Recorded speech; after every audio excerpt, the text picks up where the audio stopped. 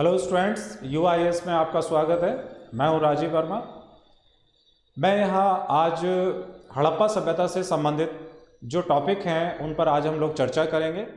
मेरे पिछले वीडियोस आपने कुछ देखे होंगे, तो हमने सामान्य अध्ययन इतिहास के कालखंड के अंतर्गत हड़प्पा सभ्यता की एक सीरीज स्टार्ट की थी, और जिसमें हम मुख्य परीक्षा के और साथ साथ प्रारंभिक परीक्षा के कुछ महत्वपूर्ण विषयों पर चर्चा कर रहे हैं। पहले हमारे जो वीडियोस आपने देखे होंगे उसमें हड़प्पा सभ्यता का एक सामान्य परिचय, साथ साथ उसके भौगोलिक विस्तार, टाउन प्लानिंग जो मुख्य परीक्षा की दृष्टि से काफ़ी महत्वपूर्ण है, जैसे विषयों पर चर्चा की जा चुकी है। उसी क्रम में आज हम प्रारंभ करते हैं इस वीडियो में हड़प्पा सभ्यता के कुछ महत्वपूर्ण स्थल और इसके अलावा हड़प्पा सभ्यता का समाज, जो मुख्य और प्रारंभिक परीक्षा दोनों दृष्टि से अपनी जगह महत्वपूर्ण है।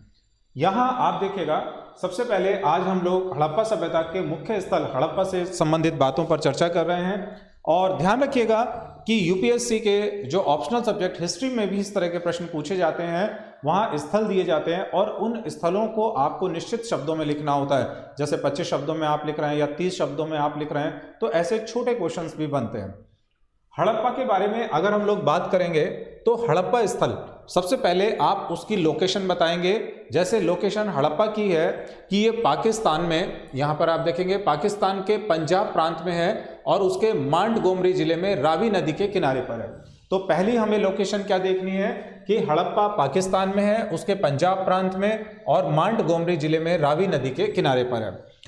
हड़प्पा की खोज की अगर हम लोग बात करें तो ASI यानी आर्कियोलॉजिकल सर्वे ऑफ इंडिया के निर्देशन में 1921 में, ध्यान रखिएगा इसको, 1921 में श्री दयाराम साहनी के द्वारा इसका पहला उत्खनन कार्य हड़प्पा का किया गया था। हड़प्पा का जो भी उत्खनन कार्य हुआ, समय समय पर और भी उत्खनन कार्य हुआ था, तो उससे कई महत्वपूर्ण पुरातात्विक साक्ष्यों की प्राप्ति हुई। और जो महत्वपूर्ण पुरातात्विक साक्ष्य हमें हड़प्पा से प्राप्त हुए हैं, उसमें से हम कुछ खास तथ्यों पर जिक्र करेंगे।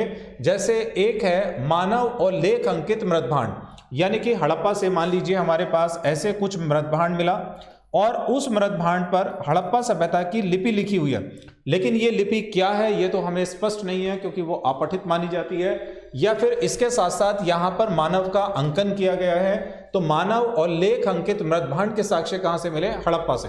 साथ साथ दूसरा ये महत्वपूर्ण है कॉफिन बरियल। कॉफिन बरियल का मतलब होता है ताबूत में शव को दफनाना, यानी ताबूत में रखकर शव को दफनाना। यहां पर मैं बताना चाहूंगा कि कॉफिन बरियल यानी ताबूत में शव को दफनाना, यह हड़प्पा सभ्यता की अपनी मूल विशेषता नहीं है, बल्कि यह मूल विशेषता है मेसोपोटामिया सभ्यता की। और हमें मेसोपोटामिया सभ्यता और हड़प्पा सभ्यता के बीच में संपर्क के बहुत सारे प्रमाण मिले हैं। तो संभवतः ऐसा हो सकता है कि कॉफिन बरियल की जो ये विशेषता है, ये मेसोपोटामिया से हड़प्पा में आई।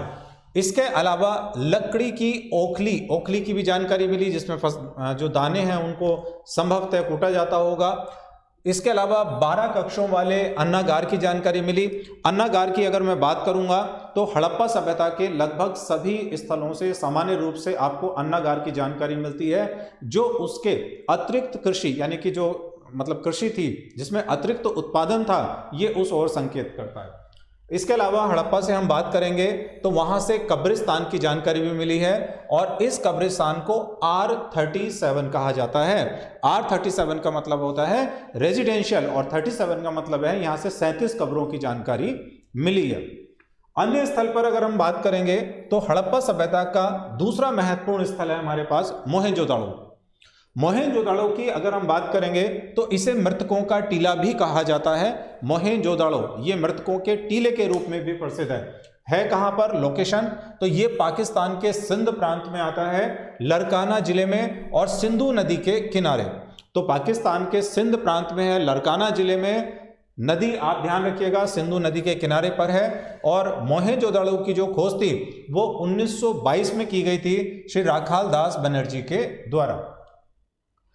जैसा अभी आपने मेरे पिछले वीडियो में देखा होगा कि हड़प्पा सभ्यता के सभी नगर 2 भागों में विभाजित होते थे, पश्चिमी खंड और पूर्वी खंड। यहाँ पर मोहेंजोदड़ो की अगर हम लोग बात करेंगे तो इसके पश्चिमी खंड का विशेष रूप से उत्खनन कार्य हुआ है, और यहाँ पश्चिमी खंड से कुछ महत्वपूर्ण साक्ष्य मिले हैं, जैसे अन्नागार। ठीक, अभी मैंने आपको बताया था कि अन्नागार सभी हड़प्पा सभ्यता के सभी नगरों में सामान्य रूप से आपको मिलेगा, जो एक अच्छी कृषि की ओर संकेत करता है।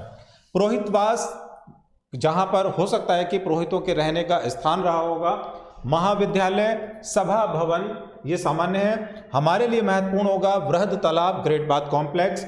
इसके अलावा कांस्य नर्तकी की मूर्ति और पशुपति मोहर, ये 3 फैक्ट्स हमारे लिए ज़्यादा महत्वपूर्ण होंगे। अगर मैं यहाँ पर बात करूँ, जैसे आप इस चित्र में देख रहे हैं, वृहद तालाब की मैं बात करूँगा। देखिएगा, यहाँ पर थोड़ा सा आप ध्यान देंगे, यहाँ पर हम बात कर रहे हैं वृहद तालाब। वृहद तालाब यानी ग्रेट बाथ कॉम्प्लेक्स, ये जिस तरह का आप एक स्ट्रक्चर देख रहे हैं, यहां पर गहराई है, इस पॉइंट पर आप देखिएगा, यहां पर ये जो चीज है, ये पूरा एक ऐसा स्थान रहा होगा जिसमें जल भरा जाता होगा, यानी कि ये ऐसे ऐसे इसमें ये पानी भरा जाता होगा। और सबसे बड़ी जो चीज है कि जितना परिसर आपको ये दिखाई दे रहा है ग्रेट बाथ कॉम्प्लेक्स का, ये पूरी तरह से पक्की ईंटों से बना हुआ है। ये कंप्लीट स्ट्रक्चर जो है वो पक्की ईंटों से बना हुआ है और इन ईंटों को जिप्सम और बिटुमन की सहायता से जोड़ा गया था और प्लास्टर भी किया गया था। जहां पर इस बीच में ये पानी भरा जाता था, इसमें विशेष रूप से जैसे आपको ये सीढ़ियां दिखाई दे रही होंगी, तो उत्तर की तरफ और दक्षिण की तरफ दोनों साइड से इसमें उतरने के लिए सीढ़ियों का निर्माण किया गया था, ये बनाई गई थी। और इसमें साथ में कोई कुआं रहा होगा, उससे इसके अंदर पानी भरा जाता था।